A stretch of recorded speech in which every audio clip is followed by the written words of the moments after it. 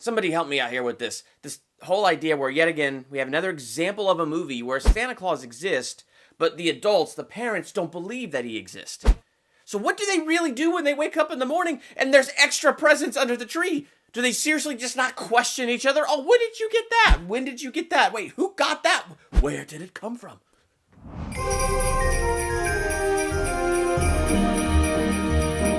Welcome to Durbania. I'm Durbin, and this is my theological analysis for Polar Express. This was a movie I did not go see right away because I was kind of nervous because it's like, how do you take this short children's book with pictures and then make this a full-length motion picture? But when I saw it, it really captured me and it brought me in, and I love the Christmas message about belief that this movie has. So did you see Polar Express? Let's talk about that in the comments. I want to believe. But you don't want to be bamboozled. His whole storyline is him wanting to believe, but just not being able to. Like, there's these walls of defense that are now coming up that are preventing him from believing, but he desperately wants to believe. I mean, it's Christmas Eve and something wakes him up. He runs downstairs hoping, please, let it be Santa Claus. And then the door to the other room opens and there's Santa's shadow now on the floor, and it's like, oh, it's just his dad carrying his sister with a Santa hat on. Gosh, I mean, you can just feel that disappointment. He goes back up to his room, his open encyclopedia, open to the page on the North Pole, talking about the North Pole's harsh conditions and how there are no civilizations at the North Pole. So we see this doubt is really starting to creep in. But what's really interesting for me is, yeah, it's definitely he's having his doubts, but why is he having these doubts? Why is he putting up this wall? Well, when he's talking to the hobo on the top of the train, I think he spells it out pretty clear. You don't want to be let down the primrose path. You don't want to be caught or duped. Have the wool pulled over your eyes. And isn't that so much of our story? We don't want to be gullible. I don't want to be gullible. I don't want to be taken in by some kind of nonsense and be taken for a fool and taken for a wild ride. I absolutely don't want that. So in his fear of that, he is putting up these walls. It reminds me, in The Last Battle, which is the last book in the Chronicles of Narnia by C.S. Lewis, Aslan has this line that he says to these dwarves, and he says they have been so afraid of being taken in that they would not be taken up. Like, they refused it. And you just have this scene where the boy almost doesn't even get on the train. The train comes, it gives him the invitation, it gives him the opportunity. Sounds to me like this is your crucial year. If I were you, I would think about climbing on board. And he almost doesn't take it. He shrinks back, and as the train starts to move, he changes his mind, and he jumps on board, and he gets on the train. And it was just this close call, but it shows you this is his crucial Christmas. This is the year that he's really on the cusp. And what's the most heartbreaking in this beginning scene is he's pretending to be asleep. And so he hears his parents reaffirming to his sister that Santa Claus is real. And then his parents come over to him thinking he's asleep, and like a pair of idiots, they just sit there and they talk about, well, he's just reaching that age. He's realizing that the magic is gone. I mean, of course it's gonna freak this kid out 10 times more. That's his fear, that he's been taken for a fool. And here's his own parents assuring his sister that Santa is real, and here they are thinking he's asleep, and they're admitting, yeah, it's not real. And it's like, and so I understand his fear, and I understand his journey. I understand him desperately wanting to believe, but holding back, kind of having that defense of doubt up. But thankfully, he allows himself to be taken up, and he steps onto the train and allows himself to go on this adventure. The next kid that really spoke to me was Billy. And I have to say, what really spoke to me about Billy was his fear of disappointment. And that's what kept him back from believing.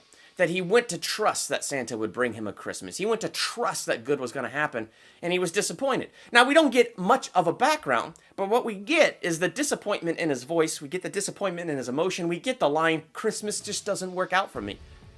That line was just incredibly heart-wrenching because I just was like, my gosh, what kind of life are you having, kid? I feel so horrible for you. But he's so afraid of this that he almost misses the train. But even when he gets on the train, he chooses the car that has nobody in it. He chooses to sit in that car alone rather than go make friends and hang out with the other kids. Because why be disappointed with a new friend? Why be disappointed with another person? He is the only one that he could rely on, so he's relying on himself, and he withdraws, and so it shrinks his heart, it shrinks his world, and he backs down from the joy and the warmth that is in that car, and he goes and he sits in the darker car alone. Finally, when they're going through their adventures in Santa's workshop, he finds a present with his name on it. When he picks it up and he shakes it, he goes, I think I know what it is, and I've wanted it all my life. I mean, he's got to be 8, so not that long of a life, but my gosh, the symbology there is, this is something that he's wanted his entire life. The anticipation for this, the joy in having this, the desire for this has been there, and maybe it's the source of his disappointment, that each year he has not had this, and so each year he has found more and more disappointment, and so he's trying to rely only on himself. When he gets this present, he grabs a hold of it with an iron vice grip. Even when they're in Santa's giant bag and a mysterious hand reaches up, grabs his ankle, and is pulling him down into the toys where he will drown in the toys, and he's screaming for help, he will only reach out with one hand because for the love of everything good, he will not let go of this one gift that he's wanted all of his life. He refuses to let it go. But the elves confront him about this. As he's, about to go join the others, the elves say, return the gift. And he won't. He won't let it go. And they're like, don't you trust us to get it to you? Please, let it go. You know how easily the elves could have been like, it's Christmas.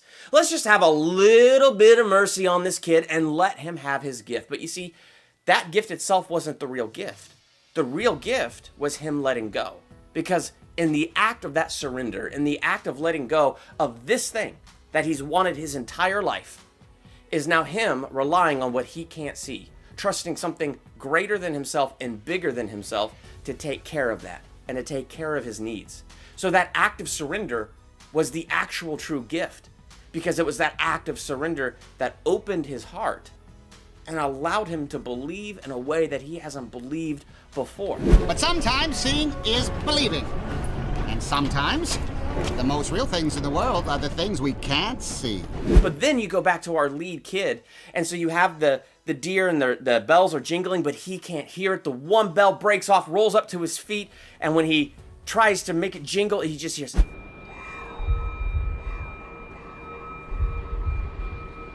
and that scene is heart-wrenching to me because he's been through all of this. He's seen so much, and yet the defense is still up. The fear of being taken in is still up. The fear that he'll be even taken in by the fact this could just be a wild dream, and he could be taken in by the fear. It's all there, and he's hearing doubt. But you see, it's in this moment where he really learns seeing is not believing, and that what we can't see is more real than what we can, because he makes a choice in this moment. With all of his heart, he wants to believe. With all of his brain and logic and all that stuff, it is like trying to shut all of that out. But he makes a decision of what he's going to do. See, the bell is jingling. The music is heard. He's just not tuned into it. The magic is there. He's just not tuned into it. He gets tuned into it when in his heart, he makes a decision, I'm just going to believe. And then with his mouth, he says, I believe. I believe. I believe. I believe.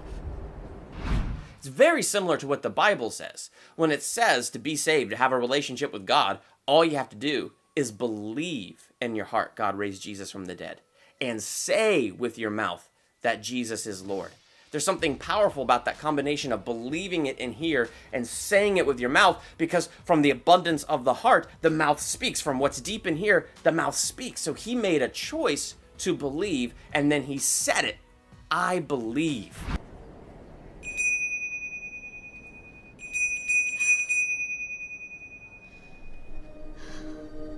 And I think Santa was so happy to choose this kid to be the first kid to receive a Christmas gift. And he was so excited by the gift this kid chose. Because the kid could have gotten all materialistic here and chosen the new bike or whatever. But instead he wanted the bell. And he wanted the bell as a symbol that he has believed. Because now he can hear it. He can hear the bell because he, tuned into the frequency. He did it by believing with his heart, speaking it with his mouth, and now he's tuned in and he can hear the bell, he can hear the magic, and that was the gift that he chose. I love the fact that Billy gets home and that gift that he had to surrender was there under the Christmas tree. His trust and his hope was not misplaced when he placed it in this thing that was greater than himself. And then you have our lead character who even lost the bell, but in the end he got it back because it was the symbol of his faith, the symbol that he believed, that he finally let go of his doubt and those walls that he was putting up to protect his heart from disappointment himself, to protect his heart from being taken in as a fool. And so when I'm watching this movie,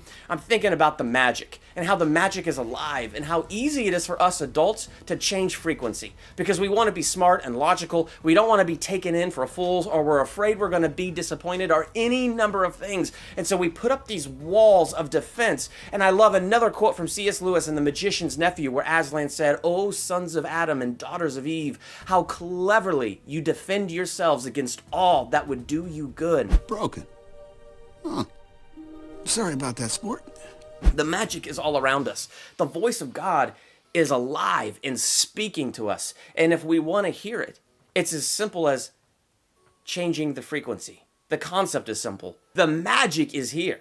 All we have to do is surrender. But in the end, that is the greatest gift because of what God can do through that when we surrender our lives to Him, when we step on board that train. What matters is deciding to get on. So when you watch Polar Express, what did you think of this movie? Let's talk about that in the comments. And while you're doing that, hit the subscribe button to become a Durbanian and hit the bell by the subscribe button so you're notified for my next theological analysis, trailer reaction, movie review, ranking video, or anything else I do here. I'm Durbin. Thanks for checking out Durbania.